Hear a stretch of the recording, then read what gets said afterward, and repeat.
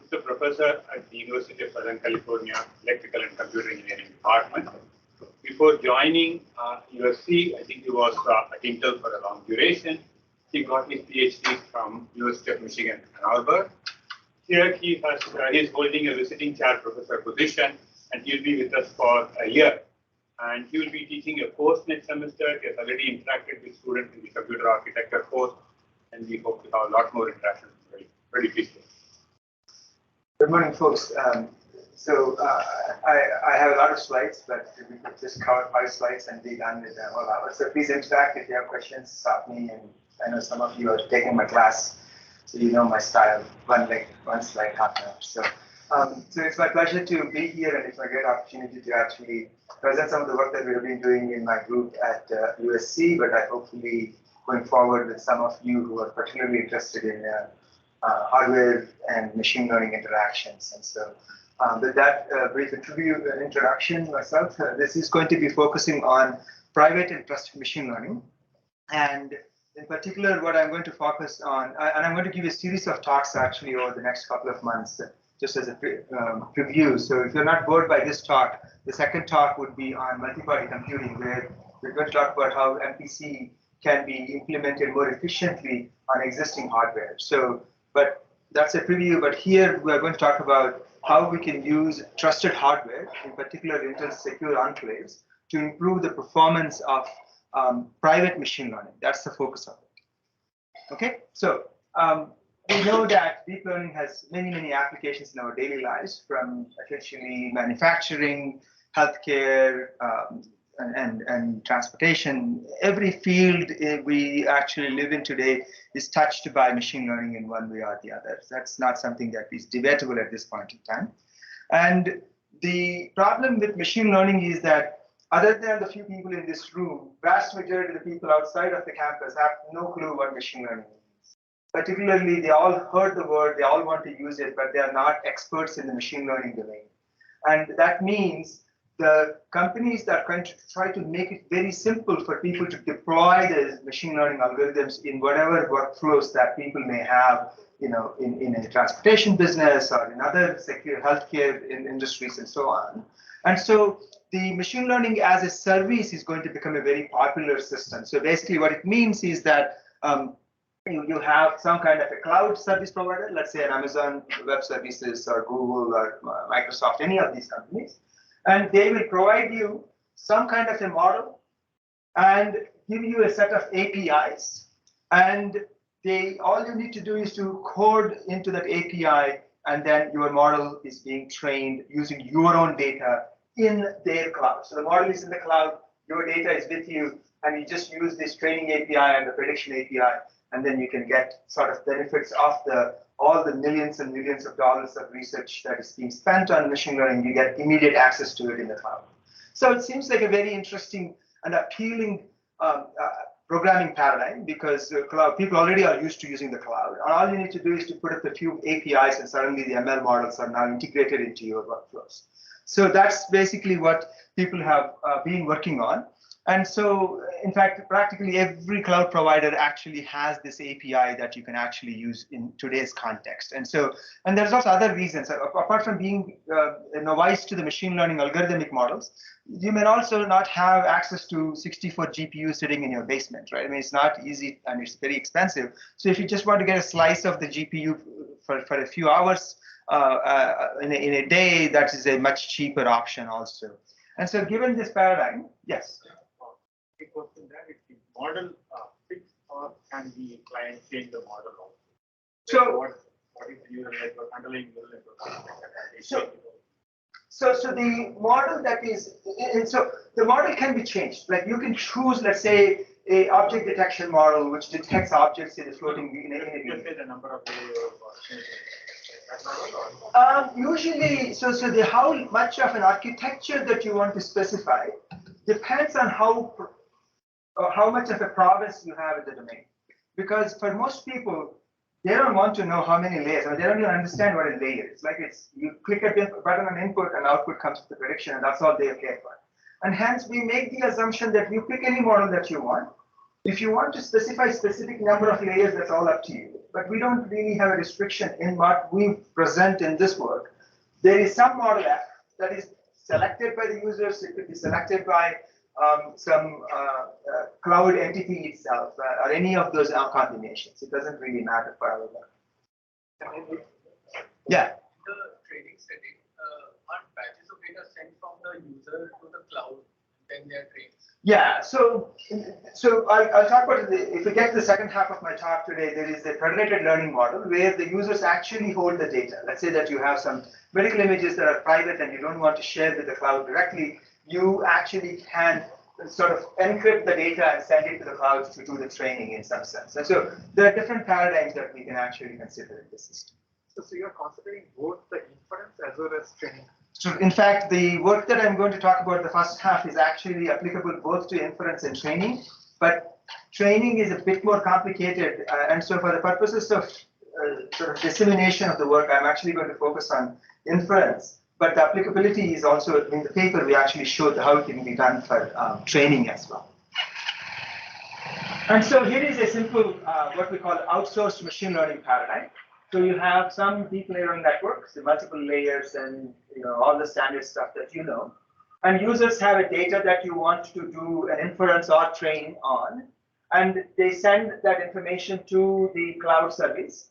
And the cloud service runs the application through the input through the DNN layer, and then it provides the prediction back to the user. It's relatively straightforward and makes life easy. Everybody can use it, and it kind of democratizes the process of machine learning in itself. So it seems like this is a great model. We are in a happy world, and why change anything in this? Here is the problem. If we are going to trust something to the cloud, can we really trust the cloud to trust our data? In other words, if you are going to send the data, how do you know that the cloud is not keeping a sample of your data in its own data sets, for example?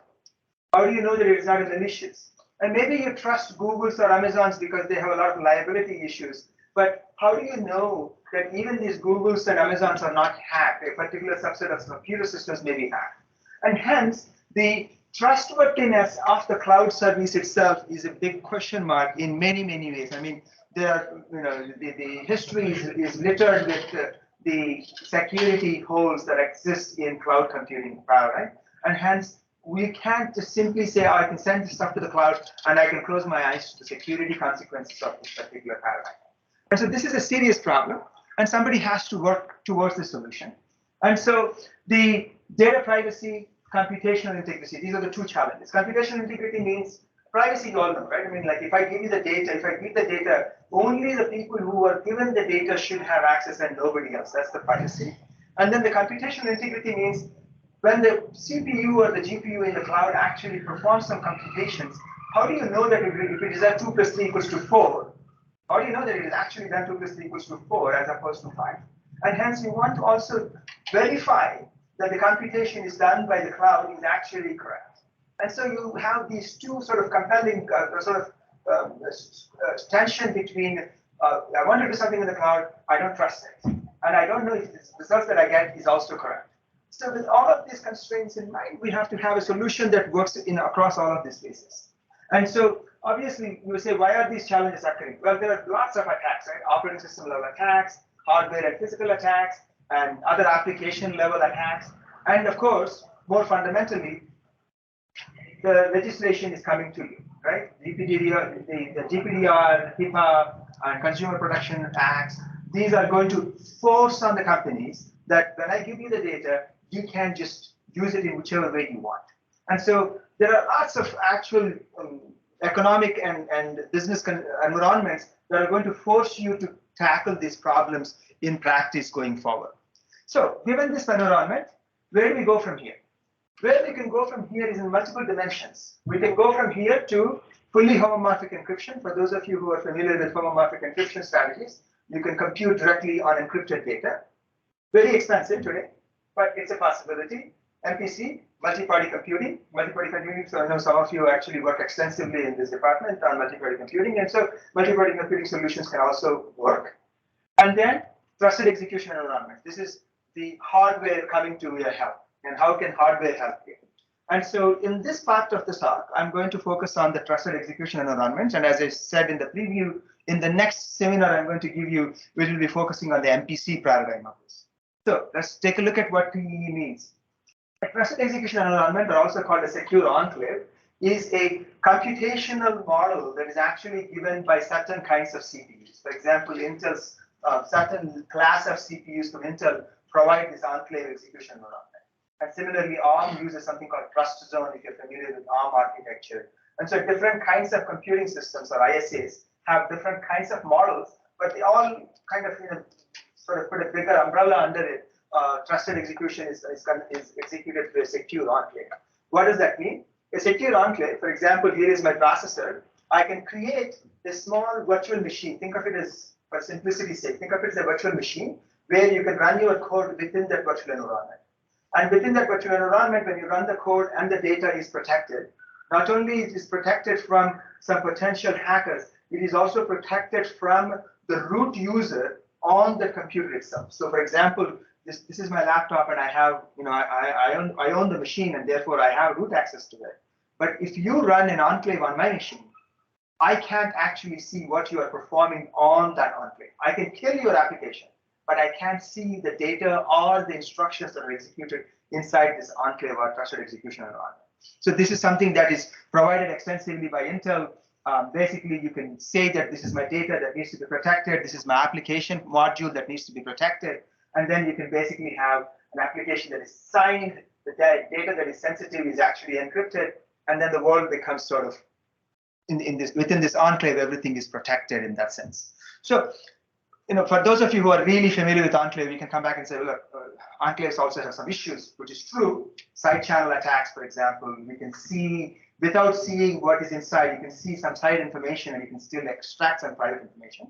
But for now, we are not going that far down. We say, look, it's all right. We can assume that enclaves are trusted for most parts of what we want to touch. That's the assumption that we have. Everybody following with me? All right. And so the data that is stored in the memory is encrypted, and the memory is not accessible to any code outside of the enclave, including the operating system, the root users, none of it. That's what enclaves do. And it's a whole, if you take my next semester's class again, plug in here, we are going to talk a little bit about the enclave execution model and how that can be used for machine learning. And there I'm going to cover a little bit more details of the enclave execution itself and how it can protect it using Merkle trees and all kinds of other fancy stuff. Okay, so the problem is, okay, so now you can take your entire DNN, put it inside the enclave, and then you say everybody is off the mark, like off the limits to this enclave. Nobody can see what goes into the enclave. Nobody can see what computation is performed in the enclave. Nobody can see what the data that's coming out of the enclave, right? So that seems like a reasonably good way to protect yourself if you put your entire DNN model in the cloud inside an enclave. That will be easy, but it's not, because of two reasons. One, users, the performance overhead of using trusted enclaves is substantial even today. And there are many reasons. One of the fundamental reasons, until very recently, Intel just changed their enclave model maybe about a year ago, I think. When we started this work maybe 5 years ago, enclaves have limited memory. If you have an application that needs more than 128 megabytes of memory, enclaves are not useful. Enclaves are very slow. Extreme. It's not very slow. And the reason is 128 megabytes of memory is actually hardware protected. Anything over 128 megabytes of memory explicitly gets encrypted, stored in external DRAM, and anytime you touch that memory, you have to bring it in, decrypt it, do a Merkle tree verification, and then only you can use the data. And hence, if your model, including all the internal state, exceeds 128 megabytes, the enclaves become very, very slow to execute your model. And as a result, other than the very small basic models, as you all know, most of the models today are way, way bigger than 128 megabytes. And particularly if you consider the internal states that are actually going to explode in size, the 128 megabytes is not going to give you very much. And hence, the limitations on performance are substantial. So if you want to use your enclave to get your protection, it's very slow. One question is that do you want the entire data to be only the enclave memory, or do you decide that some part of the data which is quote unquote insensitive could be outside of the enclave, and that's why it could. For example, the weights of the model, right? They are anyway, as far as the user is concerned, the client is concerned, it is not sensitive for them. So they could say that all the weights can be elsewhere. Only activation needs to be in the. Yeah, so even if you consider your model weights are public, which is one of the execution models, the problem is once you start putting your inputs through and then you do your matrix multiplication, you get an activation. That activation map is actually bigger than your matrix itself, and that needs to be protected. Otherwise, you can reverse engineer and find out what the input actually that went into this. And as a result, even if your model is private, which is not a big issue, your internal state that actually needs to be protected still grows substantially beyond the 128 megabytes. Maybe it will sort of move the needle farther a little bit, but not sufficient to run most of the models. So for example, today's most complex transformer models and things are into the hundreds of gigabytes, right? I mean, we're in orders of magnitude in a completely different plane altogether. But it is possible that you could have some data outside the enclave. From a security point of view. Yeah. I mean, it's possible, but the problem is most users, as I mentioned, I am not expecting the users who are worried about the enclave, who are going to use these enclaves and API-based models are not IISc PhD students, right? These are people who are average off the street, and I don't mean it to be in a negative sense. I mean, it's just, they have other things to do in their life rather than to read MPC book, right? It's not their life.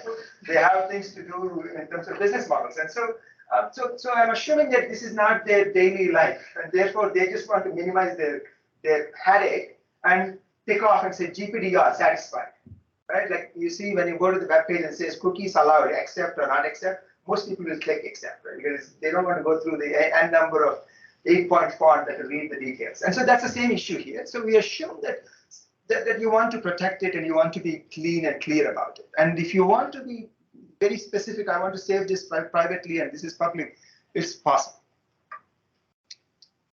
Everybody with me, folks? So the problem is this has become very, very expensive to compute. And the observation is for most of the machine learning models, particularly related to vision models like DNNs and all of them, linear operations are the most of the computations are in the linear operations. What is linear operations? Matrix logic, like matrix multiplication, matrix multiplication. That becomes most of your compute. There are some nonlinear operations such as values and other kinds of softmax operations, but they tend to be relatively small and they're only in between some specific sublayers that you are actually going to perform these computations. And hence, these linear operations are really the dominating compute factor in most of these machine learning models. And we look at the compute available in the cloud. Let me say that. So before I go to that, so basically what we want to do is you want to use the TEEs, but we want to repurpose the trusted execution environments for protecting the privacy by performing, and this is the key, minimal amount of computations within the trusted execution environment, so you're not totally blocked. We're going to obfuscate the data inside the TEE. You bring the data into the TEE, you obfuscate it. Obfuscate it basically, like, and when I mean obfuscating it is in a cryptographically guaranteed manner, and therefore you can't actually say anything about the input data from the obfuscated data. And then here's what we're going to do. Because most of the computations are linear, we perform the linear computations on the obfuscated data on giant GPUs, whether they be your NVIDIA's or AMD GPUs, whatever you want to use. And then when the data is the computations are performed in the obfuscated data in the GPUs, you return the results back to the TEE, but the TEE has obfuscated the data in an intelligent manner so that it can read, extract information associated with the original data. So that's the goal, right? That's what we want to do.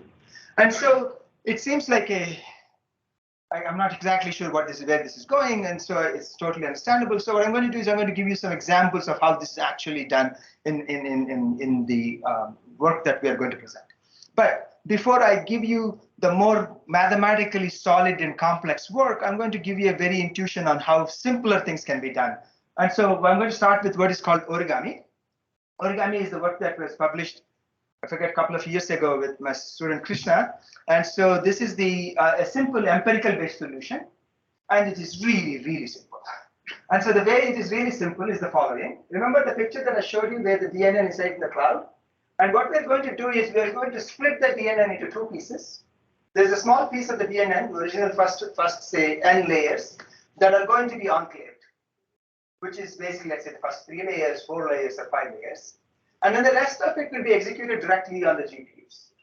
Right? So you have this large computation, you slice it, how part of it runs in the enclave, the rest of it is now executed on the GPUs. The intuition behind this particular approach is that any input that goes into this model is secure because it goes into the enclave. Any input that goes into the enclave is secure. The data that comes out of the enclave is now private, is now public, but it has gone through multiple transformations, whether it be weight multiplications, values, nonlinearities, and other kinds of things. And therefore, the activation maps that come out at the end of, let's say, layer 2, layer 3, layer 4, are going to be increasingly disconnected from the input. Right? The mutual information between the input and what you see at the intermediate layers is going to become increasingly small. That's the intuition, and it's a very simple, basic approach to assume that we only run a small amount of compute in the enclave because this is all the enclave can support. How many layers do you support? Well, it depends on what the enclave supports. If the enclave is supporting 256 megabytes, we will have some number of layers. If enclave supports only 128 megabytes, we will only do half the number of layers. And the basic principle again here is that it's a trade-off. Like more you can support on the enclave, the more I can obfuscate. And so if you do that approach, yes. Here what you are doing that converting the input to some form such that attacks could not be occur on. The mutual information that is visible to the external entity, attacker, is now reduced with respect to the input that is actually provided. In case of raw data, you are using weights that cannot figure out as you are doing calculus. Yeah, so what happens is the input goes in, you have the weights, it gets multiplied, the input gets multiplied with the weights, and you get this activation maps. So the activation maps have some, obviously it's not zero input information, there is some information about the input, but the hope is that exactly. Exactly, that's the problem, right? I mean, empirically, it cannot provide any kind of security guarantee. For those of you who are theoretically oriented, say, well, this is not, I'm not sure how much.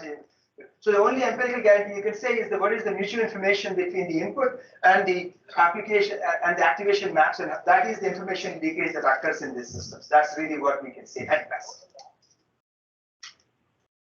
Go ahead. Yeah, so yeah, in fact, it turns out that GPDR and some of the legislations actually say that they don't expect you to have zero leakage. They expect you to have, if you're familiar with something like, say, differential privacy, they have a certain epsilon requirement that say that this has to have that kind of an epsilon requirement. And therefore, GPDR doesn't expect you to have cryptographically zero information leakage. And so there is a possibility of you connecting it back to some of the legislation based on the fact that they're not expecting a zero leakage. How do you split it? Because you can put one part and you think that it is more to be done in the secure part. So there is some criteria to split again. That's why I said this criteria is very like mentally not taxing, which is really simple, which is I pick as many layers as we fit into the trusted execution enclave, and that's what I'm going to do. Right? That's the approach. No, please. That's the whole reason I'm here. Okay. State of the art ML models, like the data sets are often the ones that are in the beginning. So what is so how scalable is the So valid. And so the thing about this is that there are certain kinds of model architectures that are more easily lend themselves to this kind of a design, right? Because this work was done around 5 years ago when ResNet 152 was the best CNN that you could have. And so it is certainly true that there's a lot of weights in the initial layers of the machine, but there's also a lot of information at the back, at the very end is the fully connected MLP layers, right? So there's a lot of computation and also the data, the weights are also in this layer. So they tend to be sort of front heavy and back end heavy and sort of lighter on the middle. So we're hoping that some of it can be kind of moved into it. Okay? All right, so it's very easy, conceptually easy to understand any of you can do it as a project. Maybe next semester, the archive, we should give it as a project and say, do this in a TEE. You get a good chance to explore how TEEs work, and you can see what the information leakage is. Here is the output to kind of give you visually. This is the inputs that are sent in a batch. At the end of layer 7 in your ResNet, this is the outputs that you see, or the activation maps that you see are at the end of layer 7. So this is, again, it doesn't give you any kind of theoretical comfort, but it will give you visual comfort and says, oh yeah, there is no information in the output that I can say that this is associated with a particular animal in the pictures that are corresponding to the input. Everybody with me? Yeah. Okay, so this is easy, and so are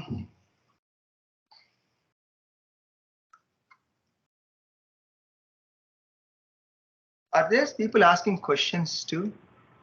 No, I've been following. Ah, okay. Okay, good. And so what is the cost of this system? So if you execute everything in the GPU, this is my baseline. This is the best system, no privacy. You get 1. That's my baseline. If you want to execute everything inside the enclave, it's 112x slower for a variety of reasons. First of all, you remove the GPU and you put a CPU in, and that's a big slowdown. And in addition, the TEE places additional restrictions on your model, and so you get 112x slowdown. So when I always tell people, privacy is not free. It has a cost, right? And that's the reason why people can sell you a data, because there's cost associated with it. And so that's 112x.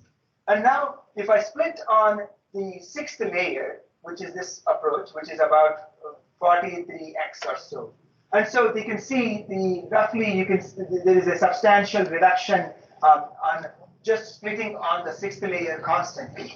And then origami, which is basically what I did not say is that origami dynamically selects which layer to select based on how much mutual information loss actually exists. We are trying to maximize the mutual. So the way the problem is formulated is maximize the mutual information loss for a given amount of memory that you have. That's the goal that we did on that particular origami. So if I approach that problem, you will get approximately 8x slowdown compared to GPU only execution. So it's still an approximately order of magnitude slower, but it is order of magnitude faster than running entirely inside the enclave. That's the sort of the halfway point on the logarithmic scale. We are approximately halfway point on that. And then, so that's what it's showing you. This is approximately 10x. All right. So we said, oh well, this is all new. It's all sort of fluffy, and it's not clear how much actual guarantees we provide. And so we designed a system called Darknight, which is a theoretically robust privacy mechanism for trusted execution environments. And in this approach, we guarantee zero leakage. So it's cryptographically zero leakage that actually occurs in the system. So for those of you who are more theoretically oriented, you will feel more comfortable knowing that if you use this approach, there will be no information leakage from a cryptographic standpoint. So what is all of this other than the pretty picture? So this is, take a look at this. So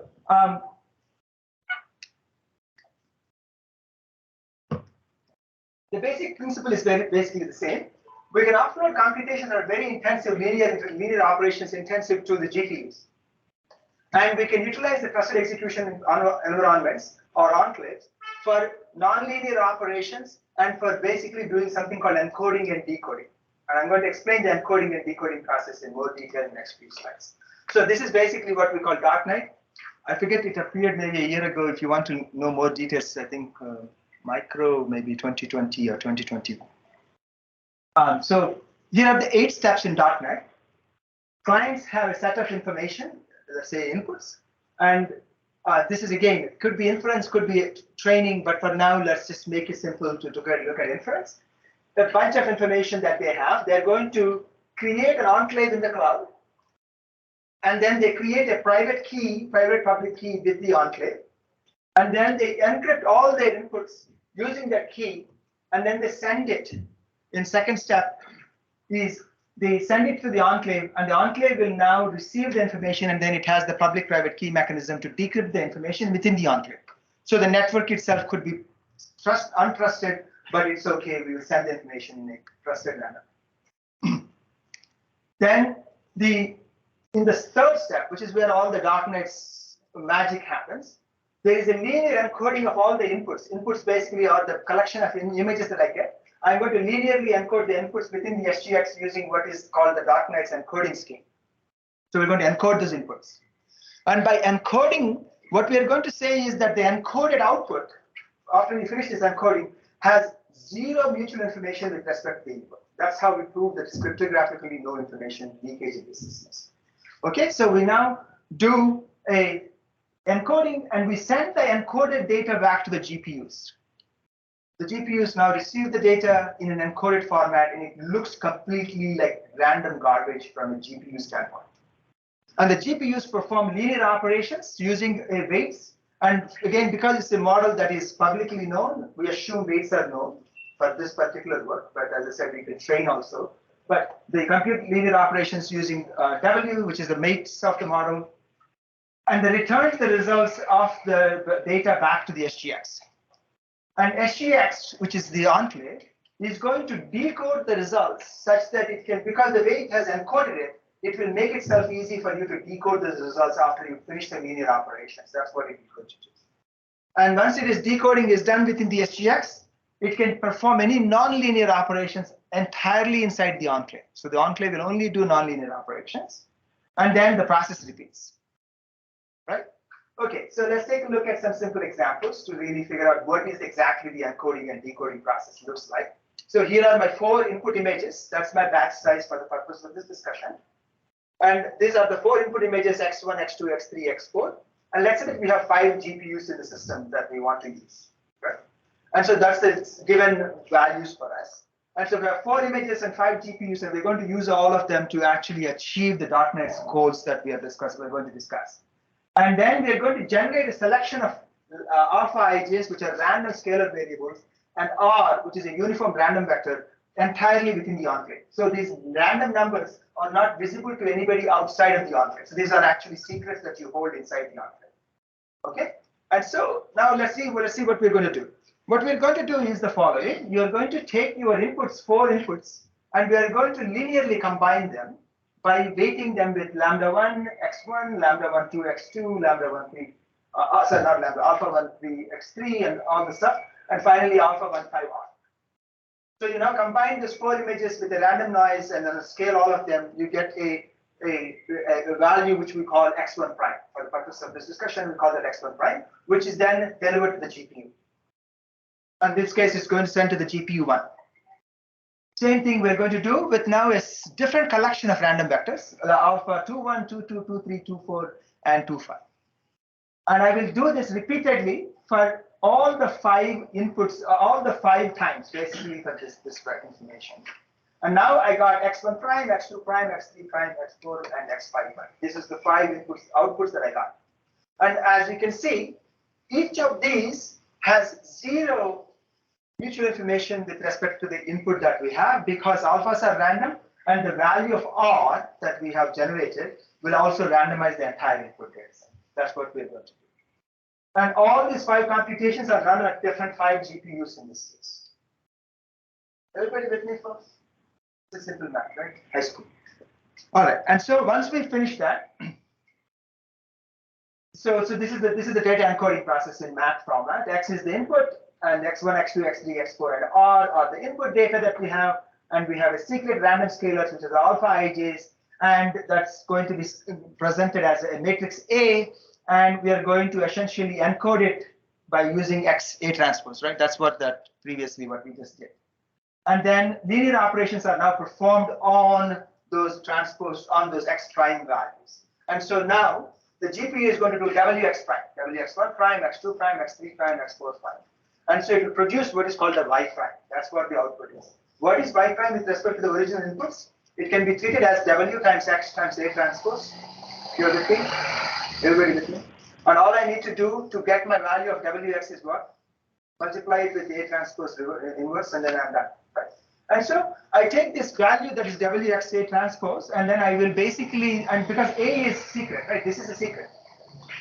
And that secret is inside the enclave, so I can actually create my own inversion of the matrix inside the enclave itself. I create an inversion of the matrix inside the enclave, and then I can recompute the WX by simply multiplying the WX prime with A transpose inversion. That's exactly what I do, and this is the result that we are interested in generating. And now we got your WX.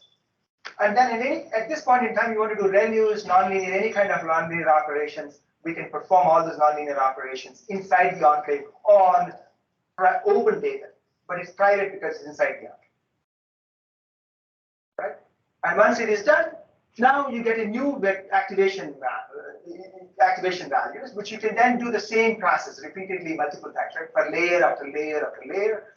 Anytime there's a linear operation, set it to the GPU, nonlinear operations, bring it into the enclave, and then you kind of do this repeatedly back and forth until your entire 152 layers of the RESTnet is actually done. The A matrix can be same across. So the A matrix could be same for performance reasons, but for actually cryptographic reasons, it has to be different, so that you actually cannot like the reason is you don't reuse the random value more than once ever, right? That's what cryptographically secure requirements are. But for practical purposes, you can basically get away without having to regenerate A's all the time. And the advantage here is, folks, you already recognize that this A transpose and A transpose inversion are offline. I can generate them months before the system goes online. And I can have a whole collection of them generated, pre-generated, and then ready to roll as soon as my inference or my execution starts. Yes. We store them. So here is the advantage, right? Now we can actually store them. We generate them inside the enclave, but the enclave has limited memory, as I said, and that's a good point. And so I can't just say, oh, I can somehow store them. So what I want to do is I generate those A matrices, and I'm going to store them in an encrypted format in the external DRAM. But the advantage is I know, oh, image 1 is coming. I can actually pre-start the process of fetching the A matrix and do the decompression or the decoding or the decryption, and then perform this operation. So essentially, I will not have enough memory to store these many matrices of A inside of the enclave. So I'm going to have to go back to the DRAM. But that's not on the critical path of my computation. I can actually sort of start fetching while I'm doing the next batch. I can start fetching the next A. Yeah. Good question. I'm going to go in 2 slides right now. Yeah. Yes. Yeah. No. Process can be. Yeah. Oh yeah. So there are 5 GPUs being used here. And I'm assuming that the typical node GPU should be able to do the result of the answer. Correct. Right? Correct. Seems quite expensive. Yeah, but think of it this way, though. So it's a good question. Dude, you're using 5 GPUs, which is true. But on the other hand, if I were to think of it from the throughput standpoint, how many additional computations am I actually performing? Only one additional computation in this whole system. So on a computational standpoint, the throughput, it's basically I need a minimum of 5 GPUs, but I get 5 times the throughput of the system itself. So it's not any more expensive. There's a capex cost. There's a capitalization cost at the beginning, but it is generating the same kinds of throughput as 4 GPUs would generate. So it's not substantially expensive. So the WS costs, right? So that can be really large. So how do you manage it? If it is not, doesn't fit into that. So as you expect, Arka is asking me questions about the memory system, which is basically when you do WX and it doesn't fit into your memory of 128 megabytes. How do you manage that? So the way we manage in our particular system is we basically take the WX prime and we chunk it. And then we can do essentially tiled, this computation that needs to be done can be done in a tiled fashion. Where we basically pick up the piece, do the tiling operation, store it and encrypt and store it, do this tiled operation, encrypt and store it. It's more expensive if it's really big. Because it's not only the storing, right? Whenever you are doing it, Yeah, you have to do an integrity verification as well. Correct. You have to do the Merkle-Tree verification as well. Yes. So does this encoding of data come in some performance cost in terms of accuracy? Absolutely. So as I said, privacy is not free, right? I mean, anytime you want to do privacy, whether it is differential privacy or any other metrics, there's a certain cost associated with it. And that cost is part of the equation, which I will show you in the results. Huh? Why can't we have This kind of performance. Is there a performance impact due to the encoding process? Because I'm going to do, the reason is I'm actually doing this operation, which is XA transpose, is a new operation that I have to perform. And he's asking, is this expensive? So I'm asking, does the end accuracy Oh, accuracy. I'm sorry, I thought I heard activation. So no, accuracy will have no impact. There will be no impact on accuracy in this system at all. Zero change. Okay, so integrity check. You asked the question. Here is what the integrity check looks like. So the question about integrity check is very simple. The question, what is integrity check? How do I know that the GPU produced the right result? Right? That's the question that we have. So you got the results. How do you know it's the right result? In computer systems, particularly in computer architecture, people know dual modular redundancy. Basically, you perform the same computation twice and then you verify it on both sides, right? But here it's actually cheap. You have, if you think of it from a linear algebra standpoint and go back to your high school math, all we are doing is there are 5 equations on 5 unknowns. If I can do 5 equations on 3 unknowns, what do I have? I have a redundancy built into my computation, and I can extract the outputs of the 3 that I wanted in 2 different manners, independent manners. And if there is ever a conflict, I know that there is a problem with one of the GPUs. I don't know which one, but at least I can detect a problem in this system. Make sense? So everybody follow this? So basically what we're going to do is we're now going to take not 4 images. If I don't trust the GPUs to do the work correctly, I will remove 1 image. And then I have 3 images. I create exactly 5 equations on those 3 images. Same way as before. And now instead of having a single R, I will have R1 and R2, 2 separate random analyses. And then I execute on the 5 GPUs. I get the results back. Now, when I do a transpose inversion, I get 2 ways to extract WX. And both ways must be identical, otherwise I have an integrity violation in this system. Yeah.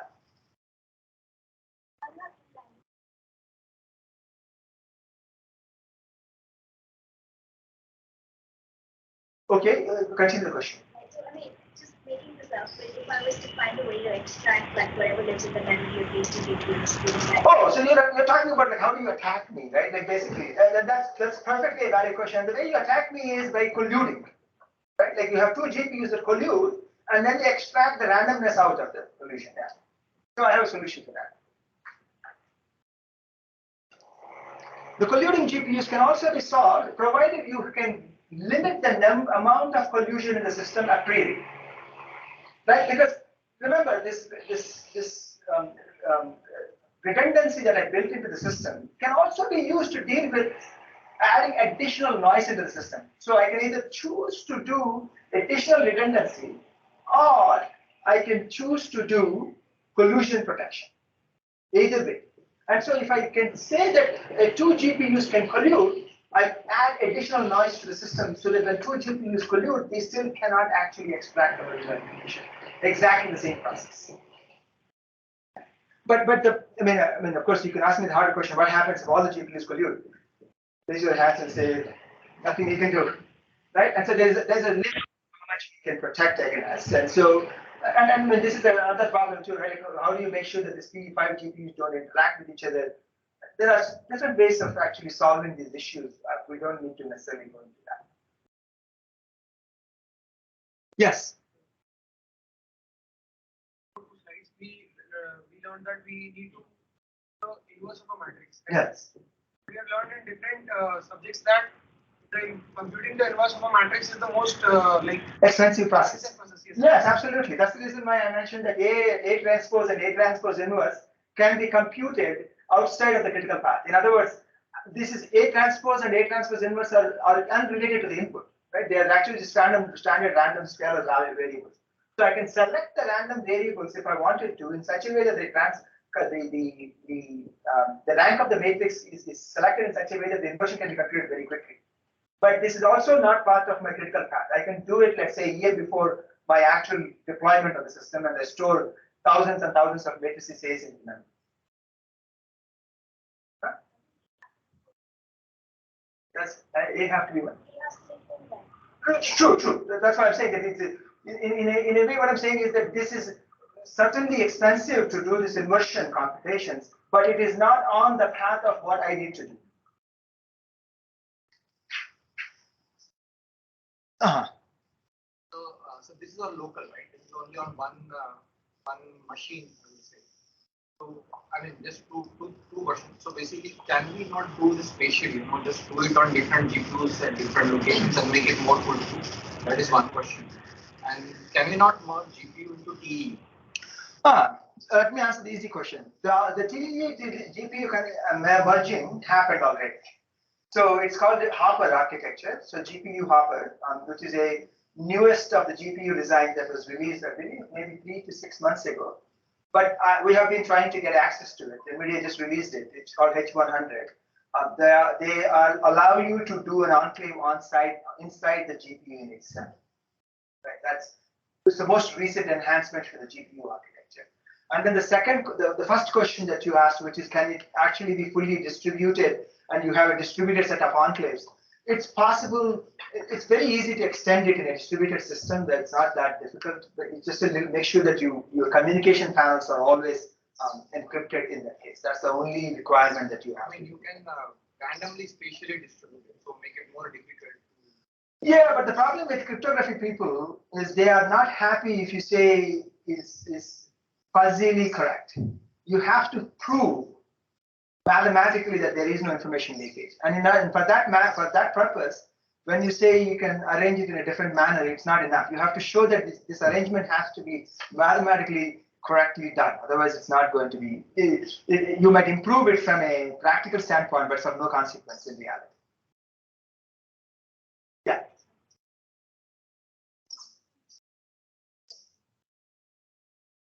Come back whenever Professor Govind is going to arrange the talk on MPC, and I'll tell you why MPC is another interesting domain. Maybe I can continue for those of you who are really interested. I have the slides already, so I can.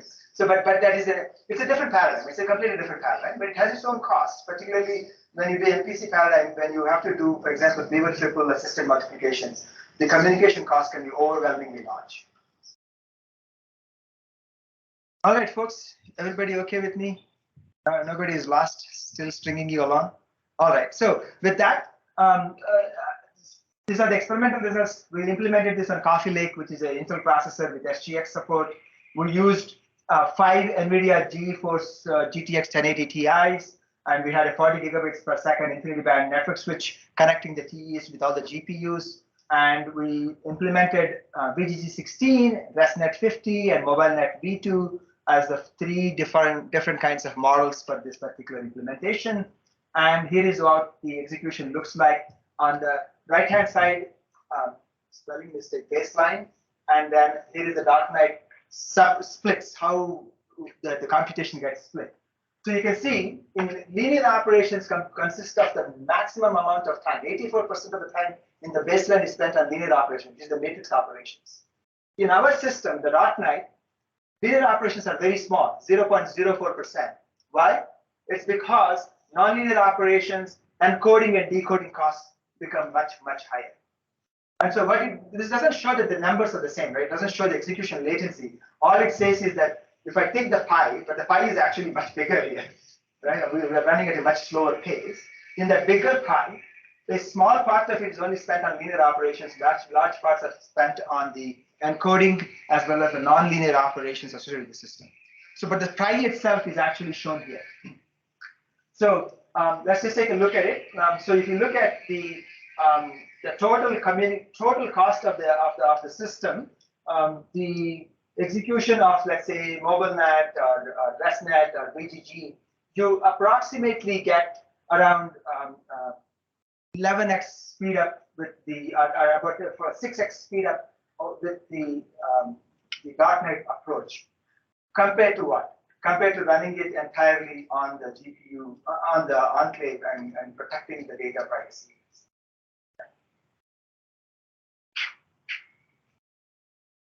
Any questions?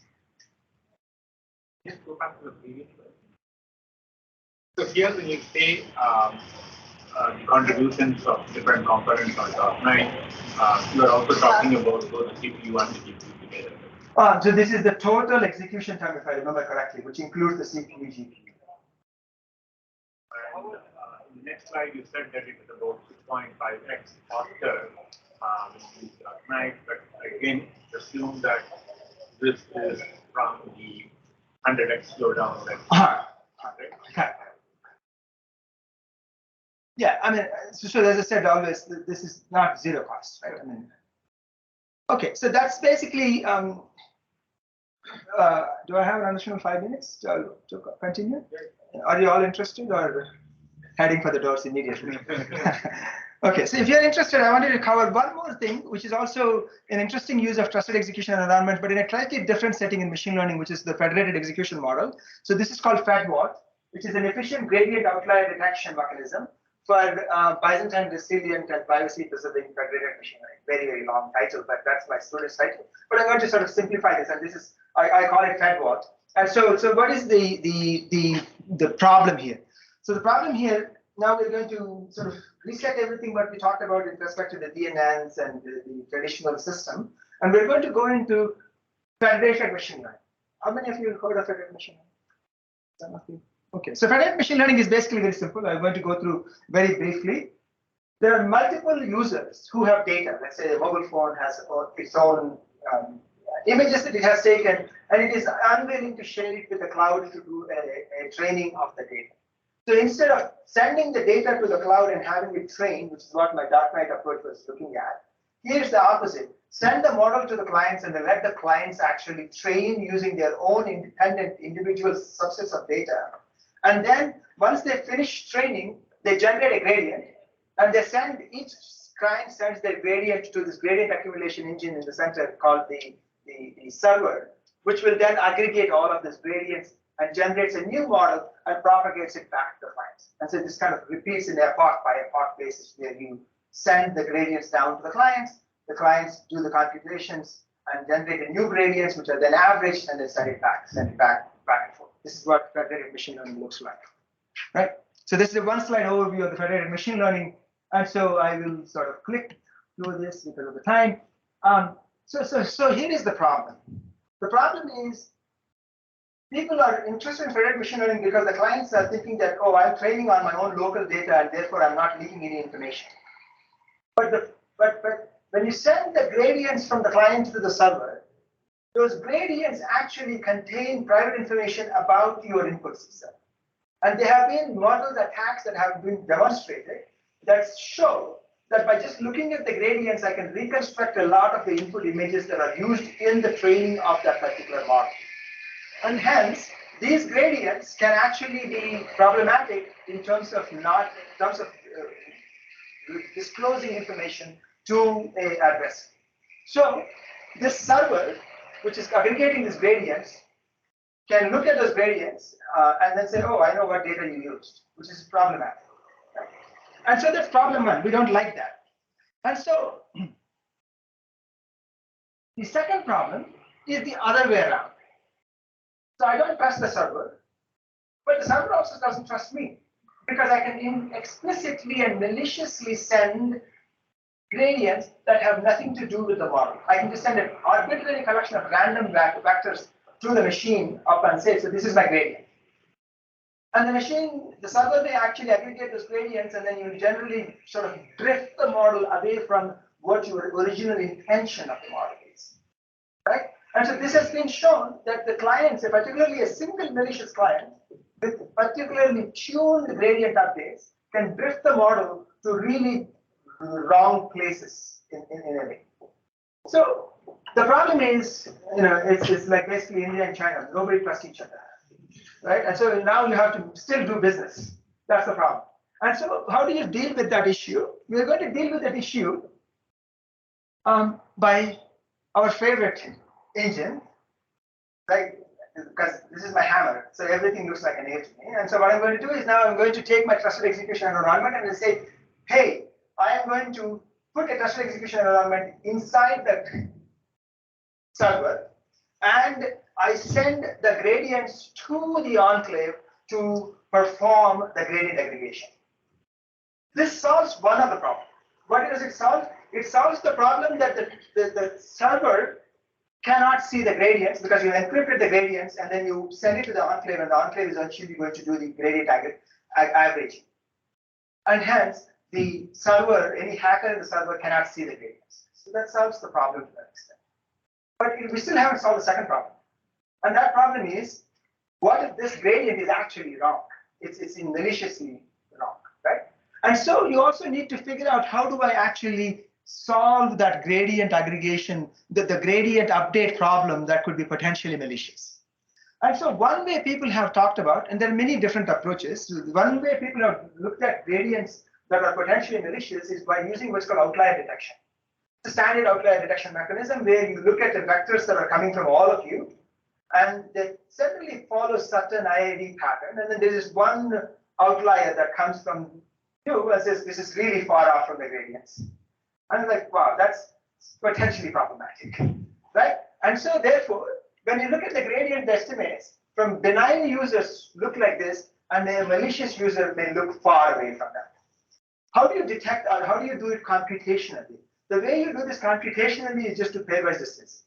You just basically look at the Euclidean distance across two vectors, and then you know what that pairwise distance is. So if I have 4 entities, I have to do each pair, right? Every one across everybody else. And so this pairwise distancing computation can be in fact performed inside the enclave, right? But this is what the problem looks like. The execution time for pairwise distance computation for different kinds of models is shown here as a function of the number of clients. And the y-axis here is execution time, not in milliseconds, not in microseconds, but in seconds. Very, very expensive, right? So you send the data to the client computes for a few seconds, sends the data back. You will take 1,000 seconds to actually generate the gradient outlier detection and then send the results back to the client. Not very sustainable, right? Basically, the client is sleeping most of the time. And so we got to figure out how do you make this more efficient. Again, how do you make things more efficient, particularly for pairwise distances? GPUs, exactly, right? This is our second hammer we have. So we're going to use that hammer to try to improve that. But the problem is we don't trust the GPUs either, right? So because then there's no enclave within the GPU, but today there is, but in the olden days they didn't have GPU enclaves. And so I don't want to give these gradients to the GPU in a publicly known or open format. I want to give it in some sort of an encrypted format. And so what are we going to do? Same thing.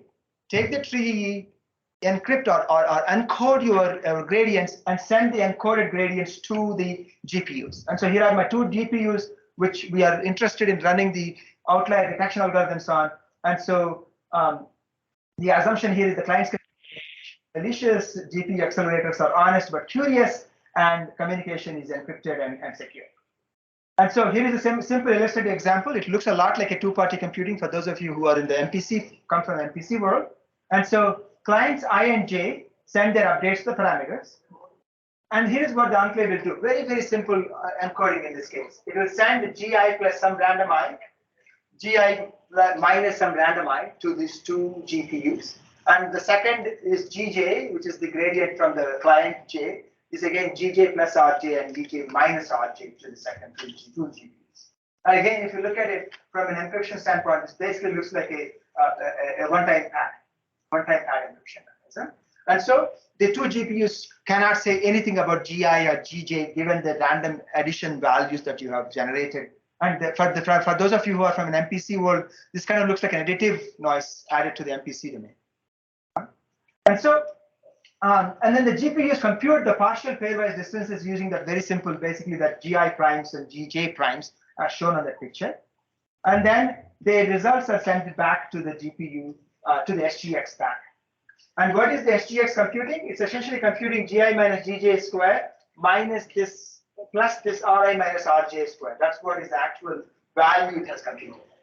And that's what we have computed.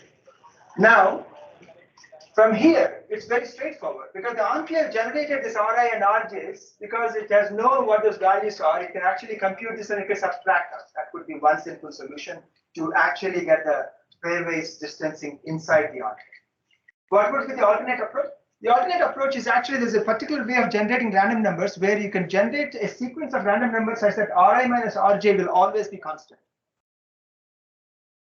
And if I can create a constant value, that means that Ri minus Rj squared is a fixed value C. Pairwise distancing is not really, I don't need absolute numbers, right? All I need to do is what is off with respect to other people. I don't need to know that this person is 10 and this person is 8. This could be 108 and 110. Is those still okay? So if this Ri minus Rj squared is a constant C, basically we can see that this is a gradient the delta above that constant is all that matters, and therefore you can still do perfectly the pairwise distance computation and outlier detection using this approach if Ri minus Rj is kept constant. Right? And that's exactly what this is showing. And so this is the system that we built and we implemented in the federated model. Again, a Coffee Lake processor, NVIDIA GTX 1080 Ti. If this machine looks so similar, it's exactly the same one that we used in our previous work. And we implemented both a mobile net and efficient net using this particular approach for training. And here is the improvement in performance that you get compared to running entirely inside the enclave. So this is my baseline, running everything inside the enclave.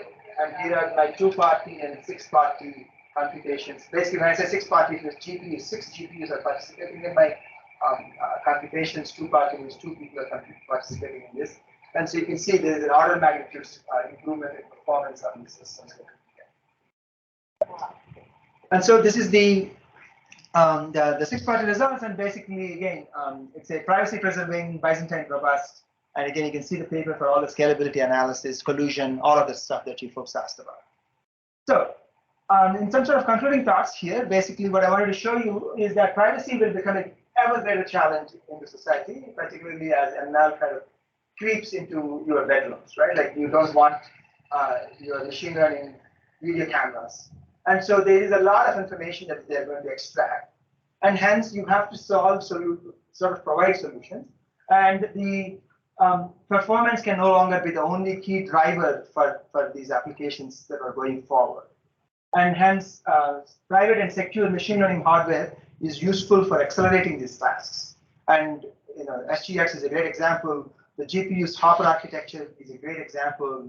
And so there are all these innovations that are happening in the hardware domain that will make your life very, very easy if you are purely thinking of it from a algorithmic standpoint and from a theoretical standpoint.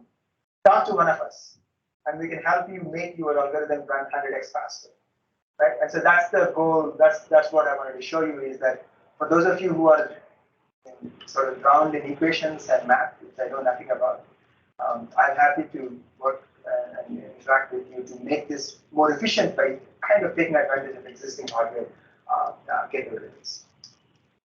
Thank you. 8 minutes behind.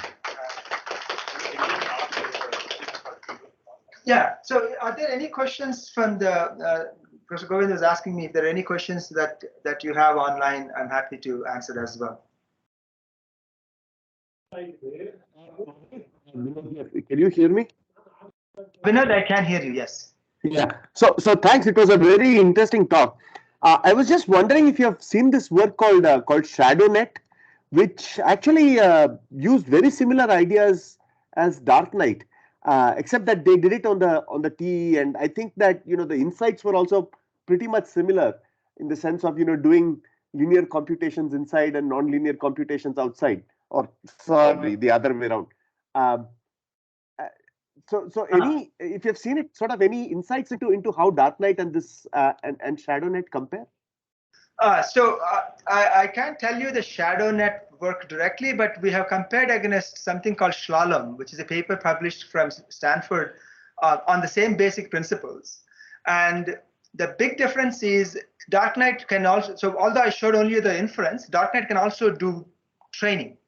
It can do backward propagation on a private mode by using enclave and GPU collaborative execution. And to the best of the knowledge, all the papers until the time Dark Knight was published focused only on inference, and this was the first paper to actually provide training also in a private environment. Okay, thank you.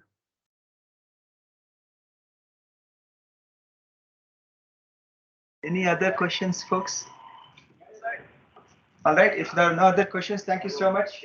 Oh, yeah.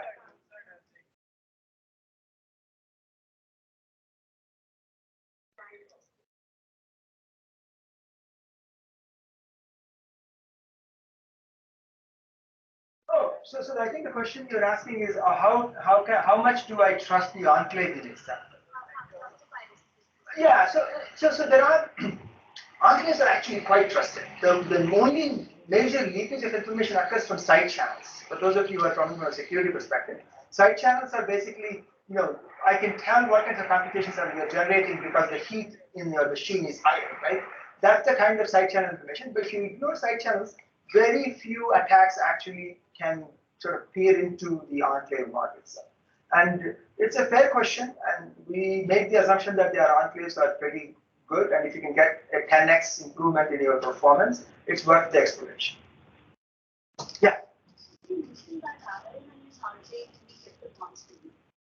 Doesn't it give out additional information about GI and GJ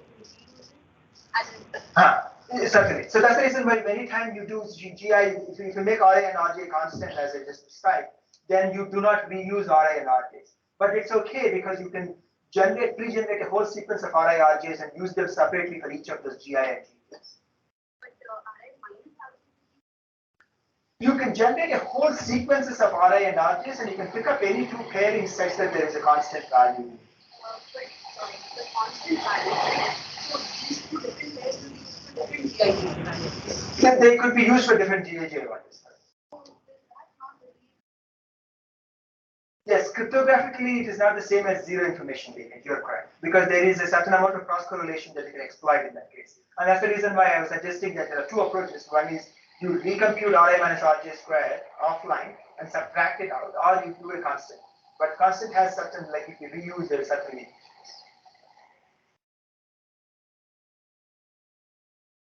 Let's say parallel learning, like let's say there are malicious people who are trying to go the gradients the other way as much as possible within the limit.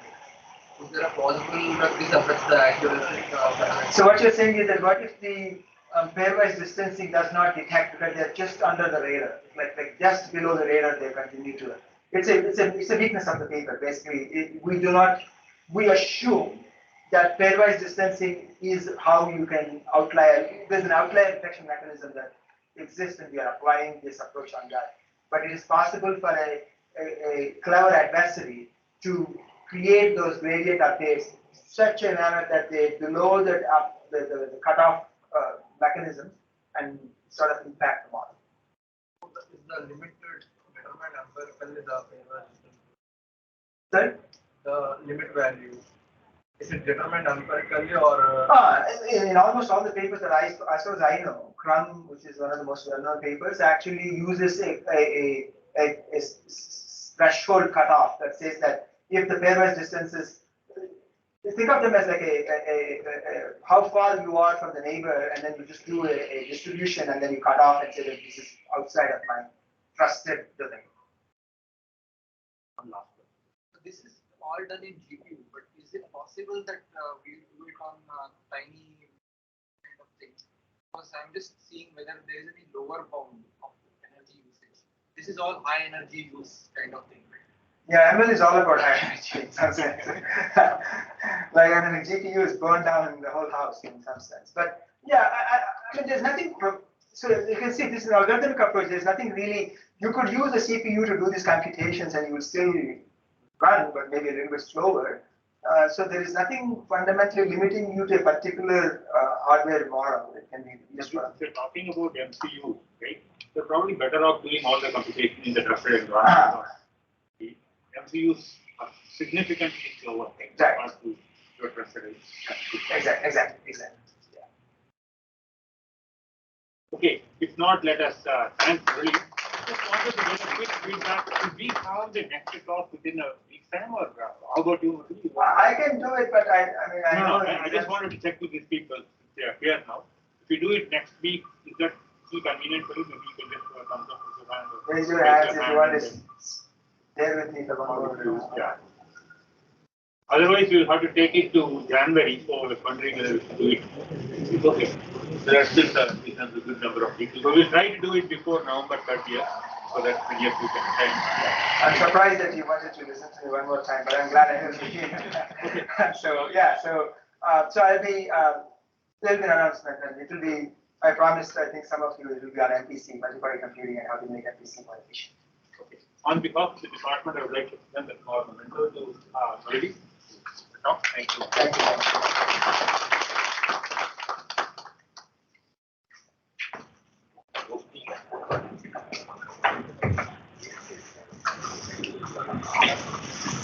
have